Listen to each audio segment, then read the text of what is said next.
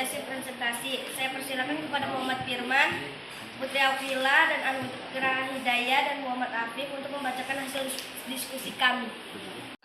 Pengolahan limbah kelapa sawit agar sesuai dengan standar.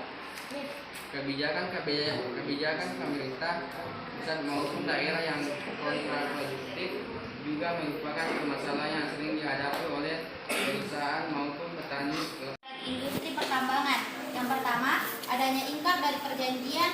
Yang kedua, kebijakan yang liberal akan menyebabkan konflik antar korporasi dan masyarakat. Ketiga, kebijakan yang ekstraktivis atau intervensionis dapat menyebabkan terjadinya konflik antara pemerintah dengan korporasi serta pemerintah dengan masyarakat. Ketiga, faktor kontekstual lebih disebabkan karena faktor pertanahan atau persoalan lahan. Faktor lingkungan hidup dalam hal ini ialah pencemaran, faktor kemiskinan atau kesenjangan sosial. Keempat, konflik pertambangan seringkali terlihat masalah pemerintahan di wilayah pertambangan. Masalah itu seperti tidak hadirnya pemerintah di wilayah Yang pertama, stigmatisasi masyarakat masih banyak menganggap bahwa pertanian hanya berujung kepada mencampur saja. Yang kedua, rendahnya minat regenerasi muda untuk terjun ke dunia pertanian. Besar di laut. Menurut data Kementerian Kelautan dan Perikanan, sampah di laut Indonesia didominasi oleh sampah plastik. Sampah yang mencemari laut akan berdampak buruk pada habitat laut, pariwisata, kesehatan masyarakat pesisir, hingga ekonomi. Selain itu, laut banyak tercemar sampah plastik dan logam yang melakukan proses pemuraian, yaitu 50-400 tahun.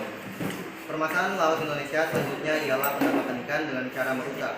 Mencari ikan dengan cara merusak kerap terjadi di wilayah laut Indonesia yang sangat berbahaya untuk ekosistem laut. Menangkap ikan dengan cara merusak seperti menggunakan bom atau pukat harimau. Cara tersebut bisa merusak ekosistem laut, bahkan akan merusak lingkungan laut.